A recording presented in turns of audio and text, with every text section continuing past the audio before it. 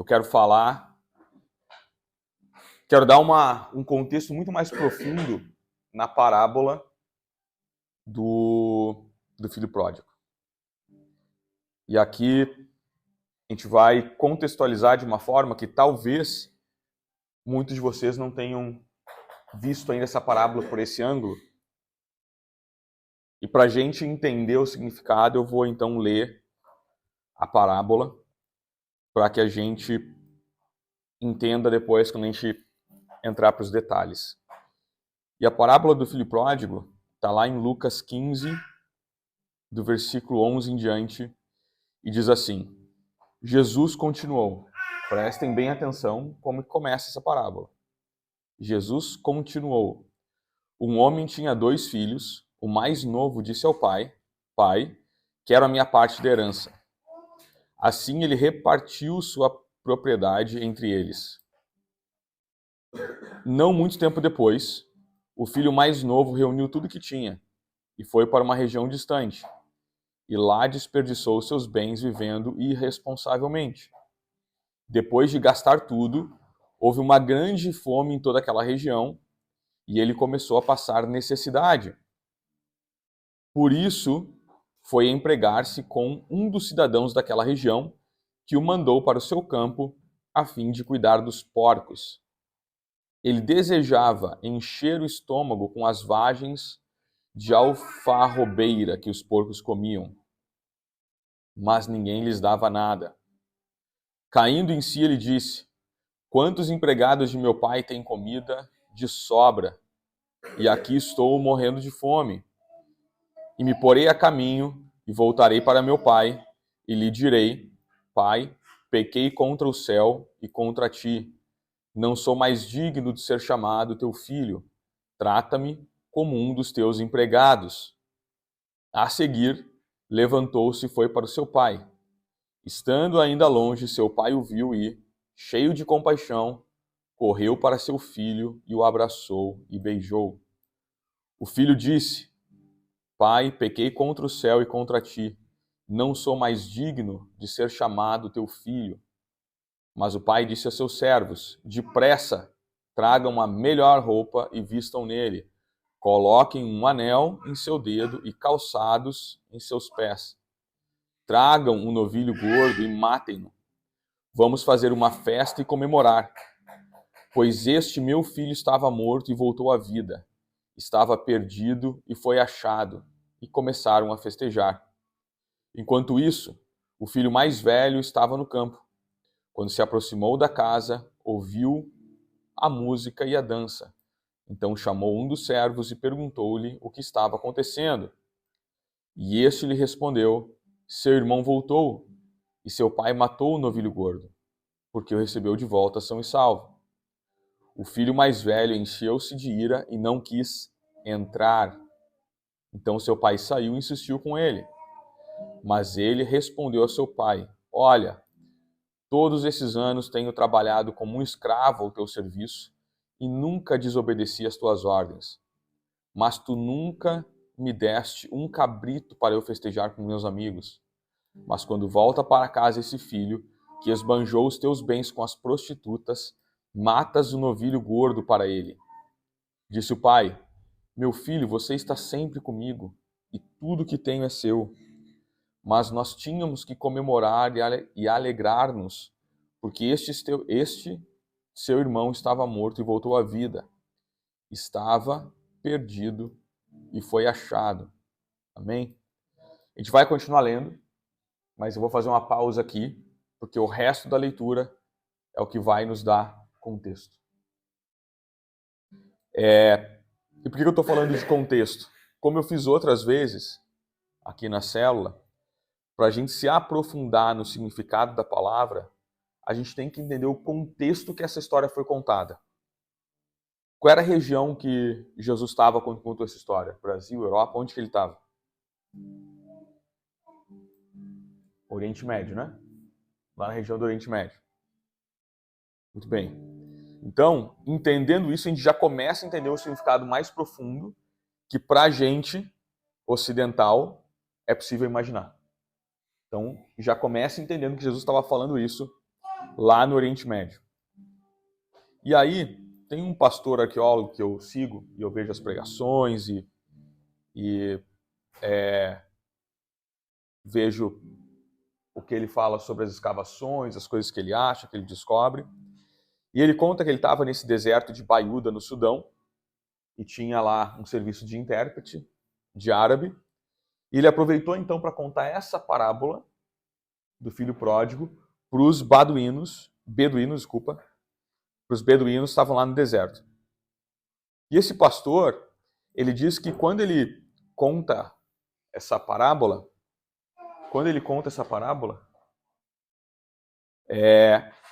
existe uma reação de surpresa.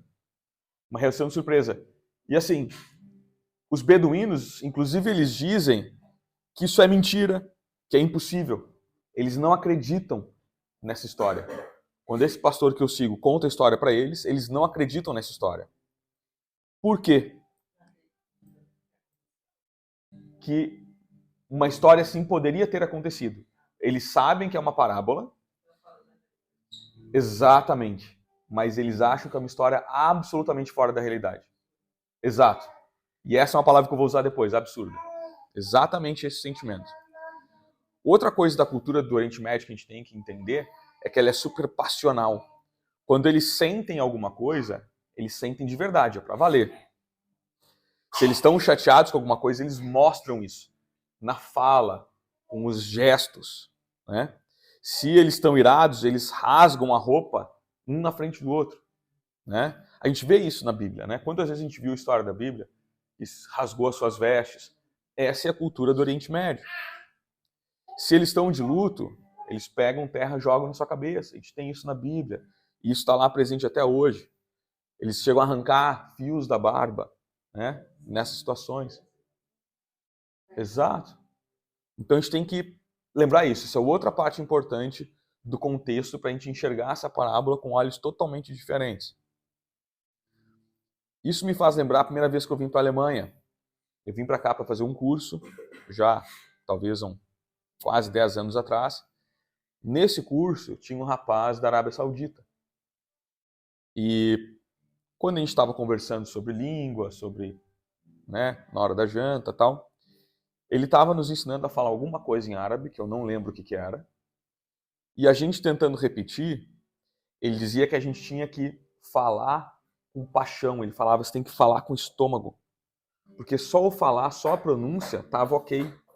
Mas ele dizia que na nossa fala faltava emoção.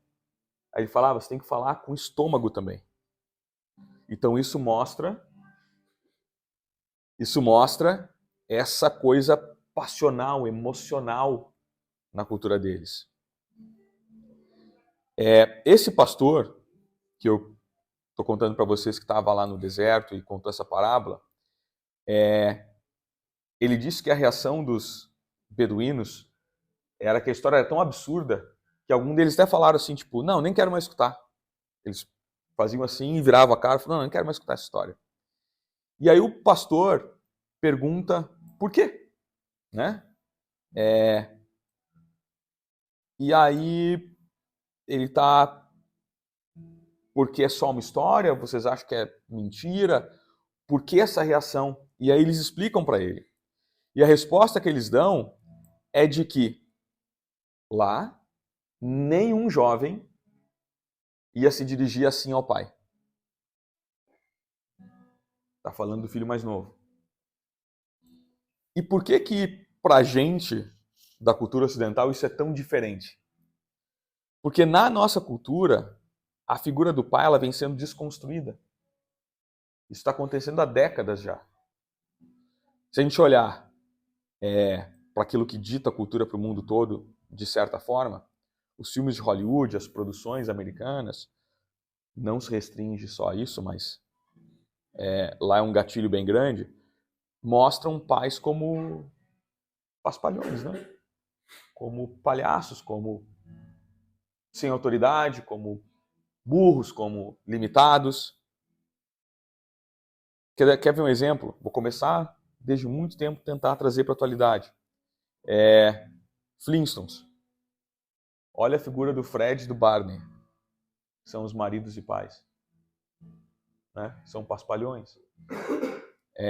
Os Jetsons, para quem assistiu, o pai é um pastel, né?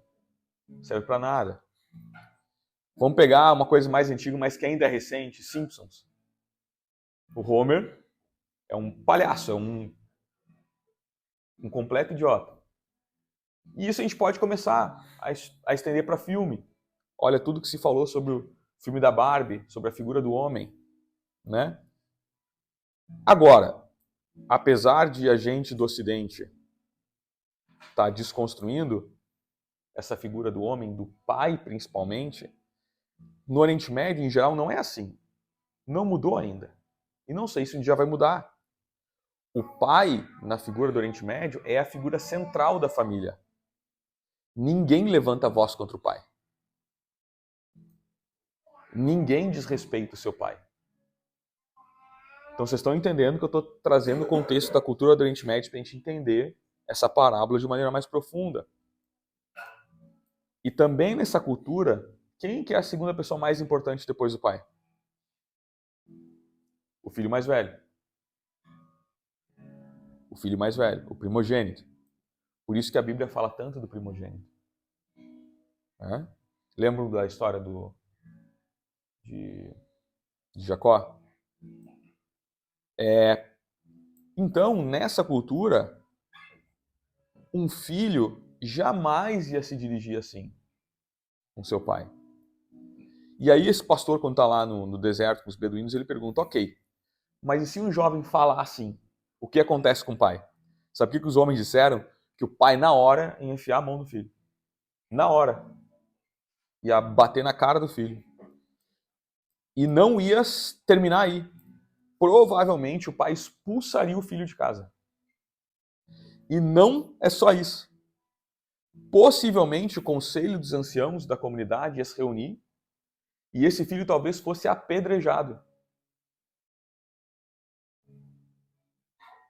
Segundo a lei do Alcorão. E o pastor pergunta, mas porque ele ainda não entendeu. Mas por que essa ofensa é tão séria? E aí o entendimento vem logo em seguida. A questão é que lá na cultura do Oriente Médio, não se pode dar herança enquanto ainda está vivo. A herança você só pode dar depois que morre. Em outras palavras, o que aquele filho mais novo faz é ele dizer para o pai, quando ele diz para o pai, eu quero a parte da herança que eu tenho direito, ele está dizendo, pai, eu quero que você morra. Por isso é tão sério. Por isso que os beduínos não acreditam. A história é tão absurda que eles não acreditam. Não, nem quero mais escutar. A história é absurda demais. Porque naquela cultura é a mesma coisa que o filho está dizendo.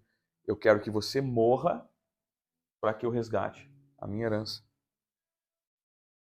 Tem ofensa maior para um pai? Então agora a gente começa a entender com outros olhos, de maneira mais aprofundada, o resultado dessa parábola. Estão conseguindo me acompanhar? O pessoal que está online aí, tá dando para acompanhar? A Melinda conseguiu, né? Tá. Amém. Então, vamos tentar trazer esse entendimento para a nossa cultura ocidental. Tá? Imagina um homem, constrói uma empresa, a empresa prospera, fica grande, ele tem dezenas de funcionários, além dos 2 filhos. Um dos filhos vai para a faculdade, estuda administração, economia, justamente para seguir adiante com os negócios da família. Ele faz cursos, ele se especializa, ele cumpre o horário dele direitinho. Frequentemente, inclusive, ele passa do horário dele, ele segue trabalhando à noite. E aí, quando as pessoas passam na frente do prédio, tem uma janelinha só, com uma luz ligada, e a tela do computador dele, ele é o único que está lá na empresa trabalhando. Para tudo que o pai precisa, esse filho está ali. Já o outro filho gosta de balada, bebedeira, começou 3 faculdades, não terminou nenhuma, o pai só gastou dinheiro com isso. Aí o pai está em casa depois de um dia cheio de trabalho, recebe uma ligação, o filho está na delegacia porque bebeu e dirigiu. Aí o filho chega em casa nas manhãs, o filho sempre chega em casa de manhã com vestígios de droga, de álcool. O filho bate na namorada, o mais novo. Como diz lá no sul, né, na nossa terra, não vale o prato de comida que come. Né?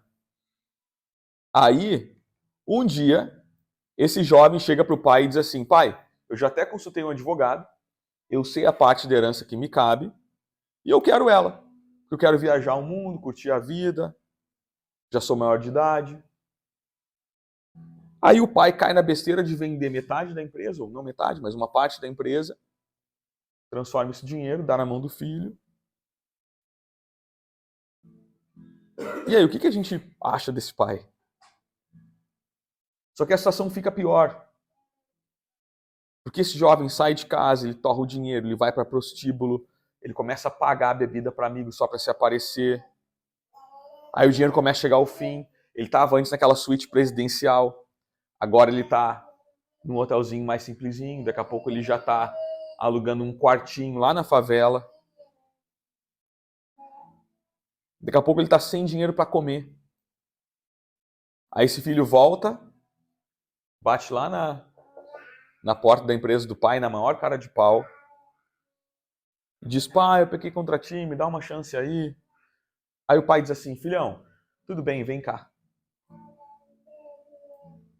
E sabe o que é pior? É que na parábola, quando o pai coloca um anel no dedo e sandália nos pés,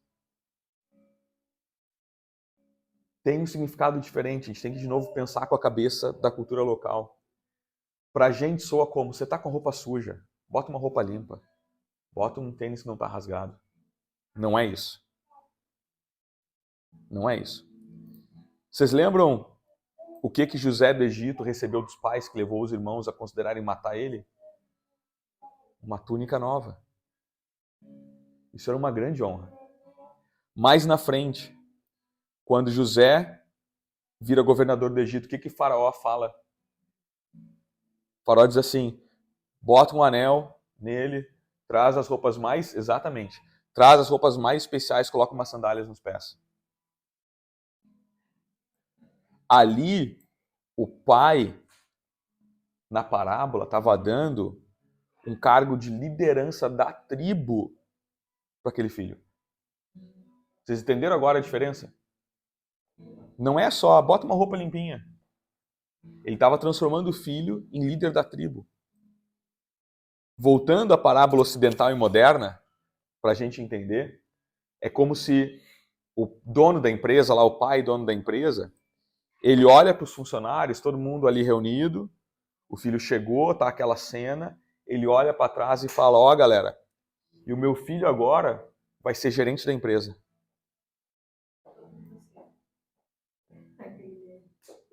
Vocês estão entendendo o tamanho do absurdo da história agora? Tá dando para acompanhar? E se você fosse o irmão mais velho, ficaria indignado, sim ou não?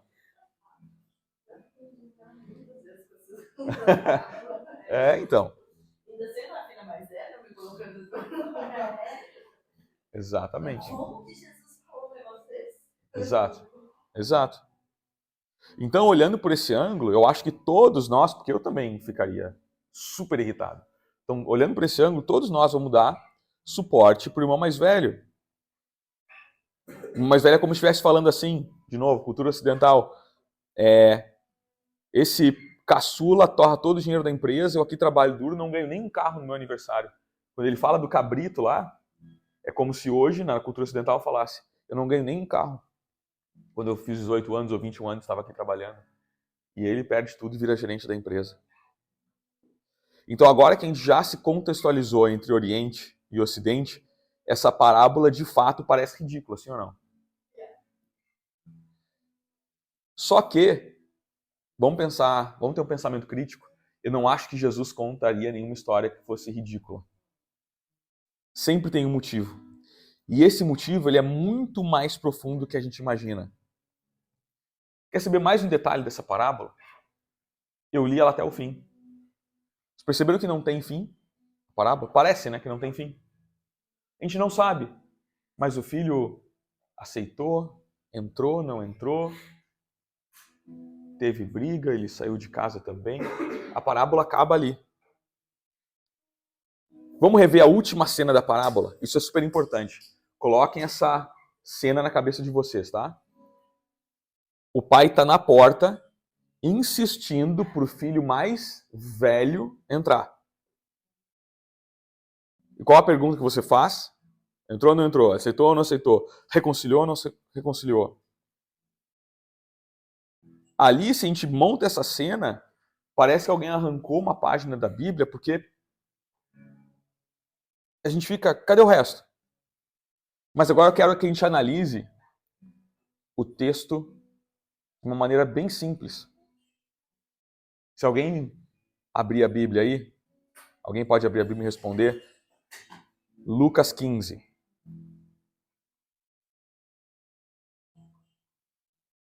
A versão revisada internacional, ela vai ter exatamente a palavra que eu quero que vocês vejam. Eu quero que vocês me digam, lá no versículo 11, é Lucas 15, a parábola começa no versículo 11. Qual é a primeira letra que você, primeira palavra, desculpa, ou a primeira frase que tem lá?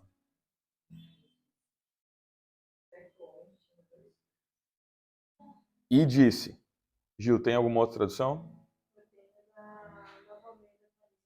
O que diz a tua tradução? No 11. Como é que começa o versículo 11? Lucas 15, versículo 11. Como é que começa? Quais são as primeiras palavras? Estão vendo que começa assim, na tradução da Keila, e disse. Tem alguma coisa anterior, não tem? Na tradução da Gil, o que diz? Jesus continuou. E às vezes, se a gente vai direto para o versículo 11, a gente não se dá conta. Existe um contexto. Não é? Existe um contexto. Independentemente da tradução,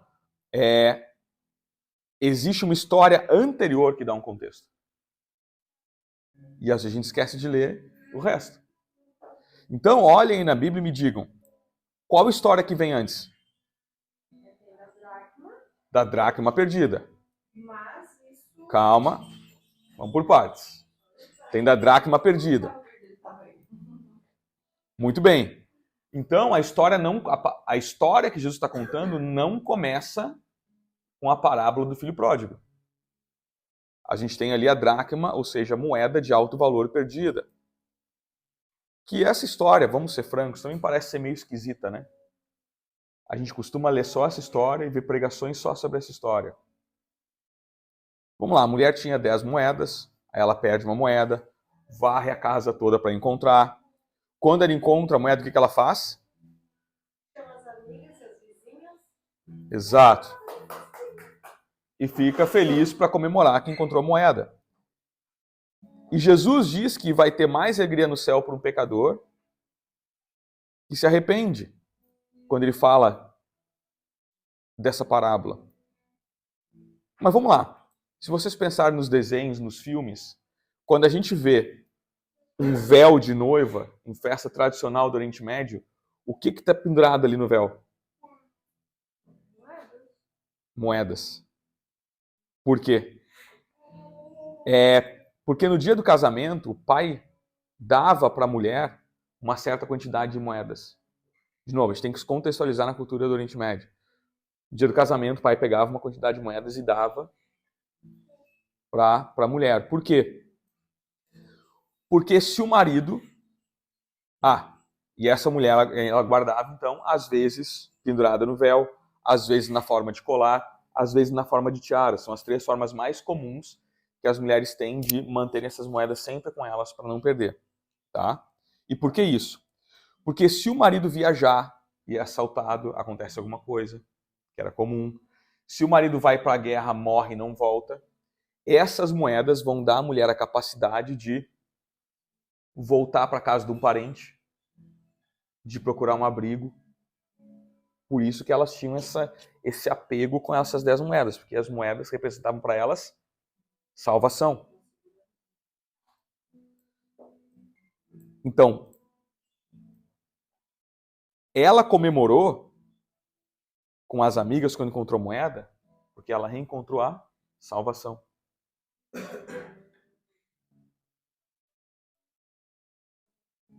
Mas, agora o que a Gil ia comentar antes, mas a mensagem da dracma perdida também começa com uma palavra específica. Quando começa o texto da dracma perdida, qual é a primeira palavra?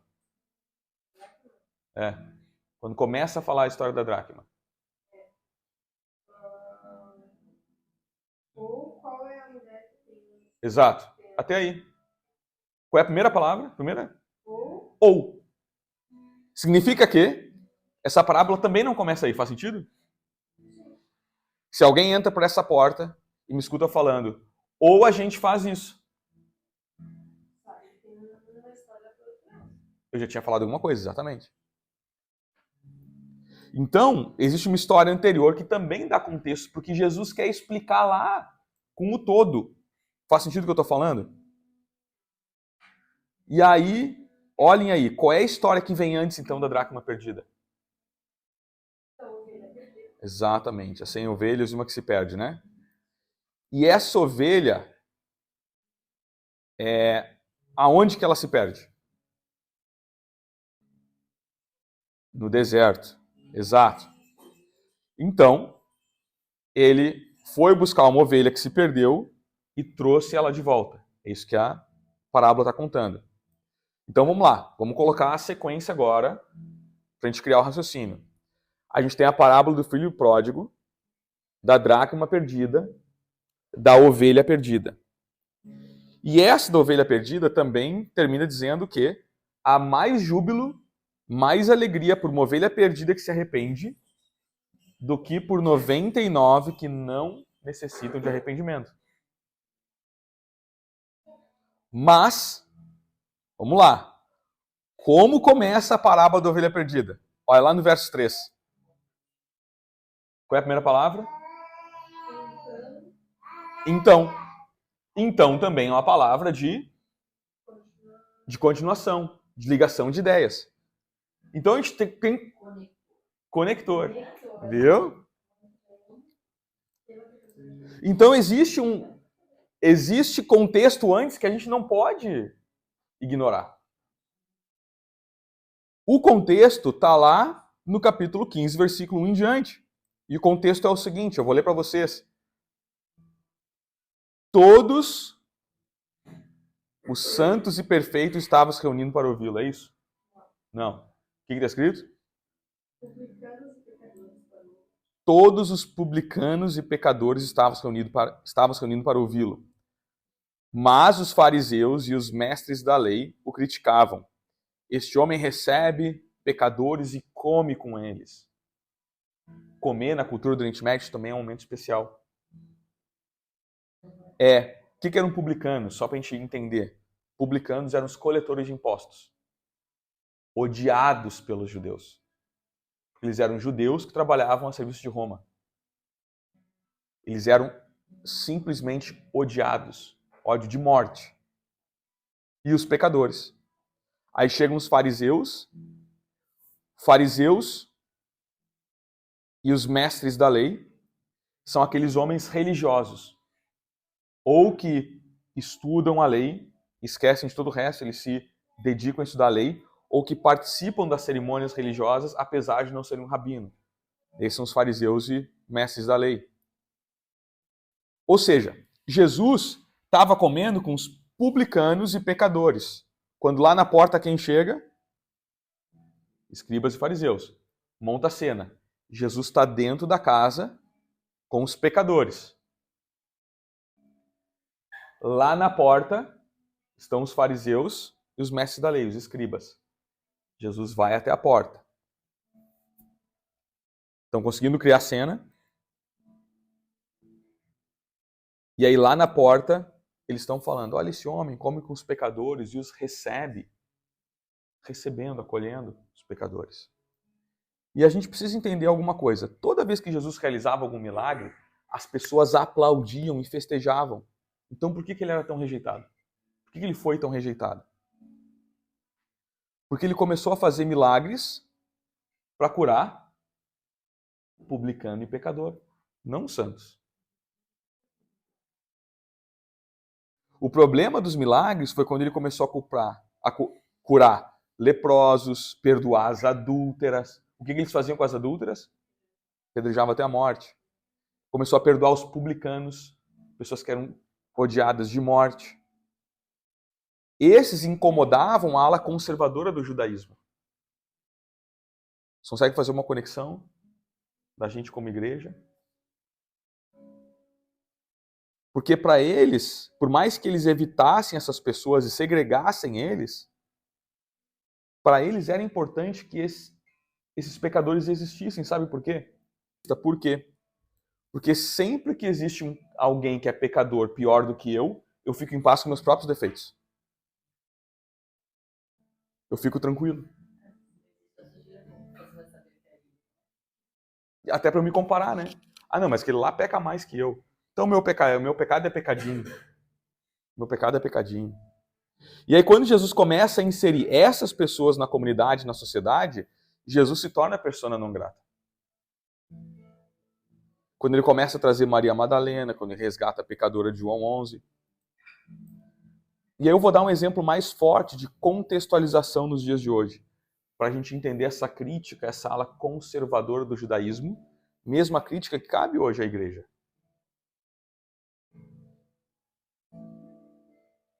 Eventualmente, uma menina prostituta, ela vai ter uma mente mais pura que uma menina da igreja.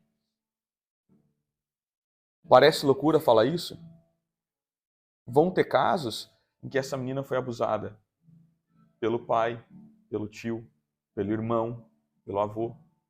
E isso cria traumas na vida dessa menina que levam ela a esse comportamento. Às vezes ela foi entregue à escravidão sexual quando era uma criança. Às vezes tem um problema muito grande psicológico de falta de estrutura na família que a levou para esse lado. E aí a gente reage rotulando todo mundo. A gente tem sim que odiar o pecado, mas uma coisa que Jesus nos ensina é amar o pecador. Amar aquele que precisa de salvação. Mas vamos lá. Jesus estava assim, né? Chegam os fariseus e escribas, então Jesus deixa os pecadores dentro da casa, volta para a cena. Jesus está lá comendo com os publicanos e pecadores. Jesus deixa eles, vai até a porta e fala com os fariseus e escribas e pergunta, tá bom, do que vocês estão reclamando? E eles respondem, o senhor está comendo com publicanos e pecadores, está inserindo esse pessoal na sociedade. E aí Jesus fala, tá bem, posso contar 3 historinhas para vocês? É aí que começa a história das parábolas. Elas têm uma sequência, elas têm uma lógica. E se a gente olhar elas de maneira independente, a gente nunca vai entender a lógica de Jesus. E aí Jesus fala, ok. Eles falam, pode contar todas as historinhas então. E Jesus fala, ok, então eu vou contar. Havia um pai que tinha 2 filhos, etc, etc. Agora eu vou perguntar para vocês, a ovelha que está perdida, ela sabe que está perdida? O cachorro, quando está perdido, ele sabe que está perdido? Sabe. O cachorro, quando está perdido, ele sabe que está perdido, né? Ele pode não saber o caminho para casa, mas ele está lá com o rabinho encolhidinho, está aflito, né? Ele está num ambiente diferente, um ambiente que ele não conhece. Se ele está caminhando na rua, na coleira do dono, ele está lá todo feliz, né? Se ele está perdido, ele está todo encolhidinho. Ovelha é a mesma coisa. A ovelha não sabia que estava perdida. Até a formiga, se tá aquela fileira de formiga, a gente passar o dedo ali, elas ficam, né? Até achar o caminho de volta. Ela não sabia que estava perdida, não sabia. Sabia, a ovelha sabia que estava... Não, falei errado, desculpa. Ela sabia que estava perdida. E aonde que ela estava perdida? Deserto. Então aqui a gente está falando da realidade de alguém que sabe que está perdido e está fora de casa. Essa é a realidade do filho mais novo. Estão conseguindo acompanhar? Ele sabe que está perdido e está fora de casa. Vinícius, eu tenho uma pergunta. Pode falar. quando o filho mais novo ou a ovelha perdida sabem que estão perdidos e não querem ser resgatados? A gente vai chegar lá. A gente vai chegar lá. Então a gente tem essa situação do filho que sabe que está perdido fora de casa. Qual é a parábola seguinte? Dracma, moeda perdida, sim ou não? A moeda sabe que está perdida? Não. E aonde que a moeda está perdida? Dentro de casa. Exatamente. A primeira parábola, alguém sabe que está perdido lá fora. A segunda parábola, alguém não sabe que está perdido e está perdido aqui dentro. E aí, finalmente, uma história de um pai de 2 filhos. Um perdido dentro e outro perdido fora. Ovelha, dracma, filho pródigo. Essa é a sequência, ou não é? E o que a gente vê nesses 2 filhos? Um perdido dentro e o outro perdido fora. Um sabe que está perdido, o outro não sabe que está perdido. Mas como assim o mais velho está perdido? É a pergunta, né? Vamos entender então. Lembra que no início os beduínos se escandalizaram com a história do pastor? Que ao pedir herança, era a mesma coisa que pedir que o pai morresse. Lembra que eu expliquei também que o filho mais velho era o segundo mais respeitado? Que é o substituto do pai? Então, o silêncio do filho mais velho em não repreender o mais novo é chocante para o pessoal daquela cultura. O mais velho deveria ter repreendido o irmão mais novo e mandado respeitar o seu pai.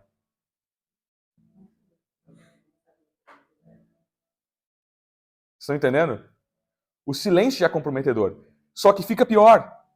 Porque além do silêncio ser ensurdecedor, ele também recebe herança. Se deram conta disso? Muita gente não se dá conta disso. Lá no versículo 12, o mais novo disse a seu pai: quero a minha parte da herança. Assim, ele, o pai, repartiu sua propriedade entre eles. Plural. Em outras traduções, diz que lhes deu a herança. Então o mais velho também recebeu herança. Exatamente. Sabe qual que é a diferença dos dois? É que o mais novo é mais sincero com os pensamentos politicamente incorretos e o mais velho é hipócrita. E a Bíblia nos mostra que Deus é menos ofendido pela sinceridade de um pecador do que pela hipocrisia de um santo. Vocês começaram a entender agora com mais profundidade essa parábola? Eu não estou justificando que é correto a gente fazer coisas como o mais novo fez.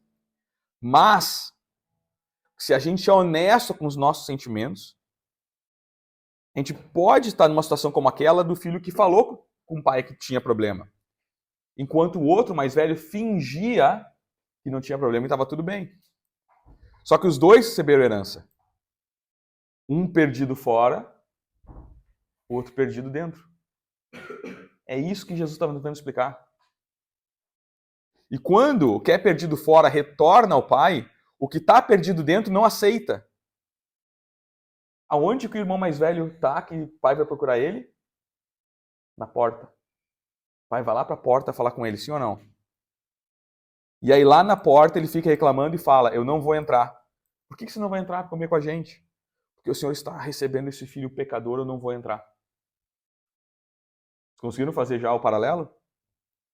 Por que a parábola não tem um final? Simples.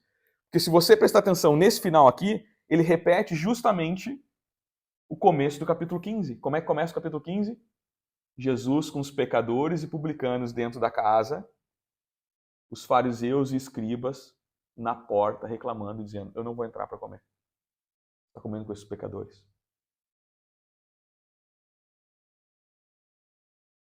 E onde Jesus conta essa parábola? Na porta da casa. Ele deixou os publicanos lá dentro, vai até o portão falar com os escribas e fariseus. Vão entrar e comer comigo ou não? Como na parábola, meu filho mais velho, você vai entrar e comer com o pecador ou não?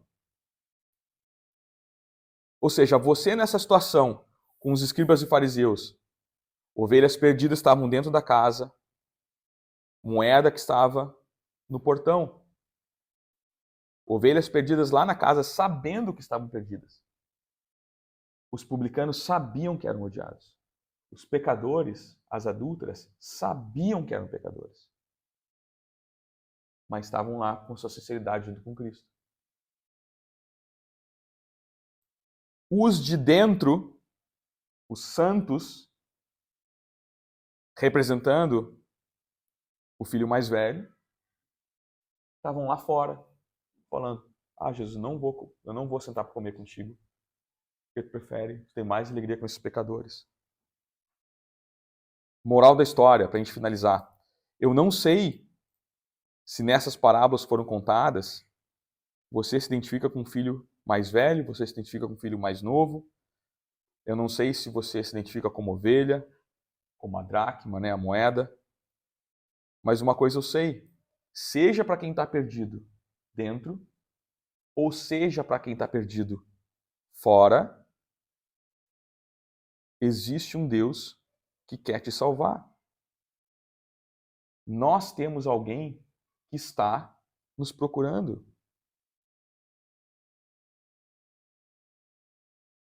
Agora, só depende de você. Não importa se você é o perdido dentro ou o perdido fora. Não importa se na parábola você era o filho mais novo ou o filho mais velho. Aquele pai amoroso quer todo mundo. O pai, ele queria salvar o filho mais novo e estava chamando o filho mais velho: vem comigo. Vem comemorar comigo. Para de ficar reclamando que eu estou dando amor pro teu irmão. Então a gente tem um Deus que quer todos nós. É só a gente deixar de ser cabeça dura, a gente deixar de ser brigão, a gente deixar de ser teimoso e falar: ok, Deus, quer saber? Eu te aceito. Vamos sentar na mesa todo mundo junto, então. Eu quero estar nessa família, eu quero estar nesse ambiente, eu quero estar comemorando, eu quero estar à mesa contigo. E sabe qual é o nosso papel na salvação? É não atrapalhar o papel de Deus.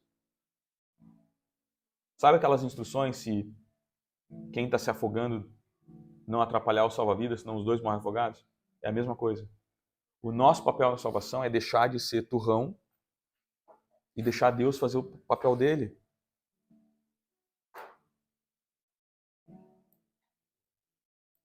E para os de dentro, uma vez que ele já te salvou, deixa ele salvar o teu irmão também. Talvez uma das maiores dificuldades dessa história é a gente pensar que Deus está tentando salvar com o mesmo empenho aquela pessoa que nos prejudicou, aquela pessoa que a gente odeia, que nos sacaneou, que nos prejudicou, que foi injusto com a gente.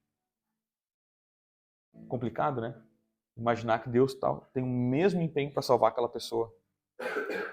Essa pessoa é tão objeto do amor de Deus quanto eu, quanto você. O Espírito Santo quer levar essa pessoa para o mesmo céu que eu e você vamos. Então, essa parábola não é sobre o filho pródigo. Essa parábola é sobre o pai amoroso e seus dois filhos perdidos.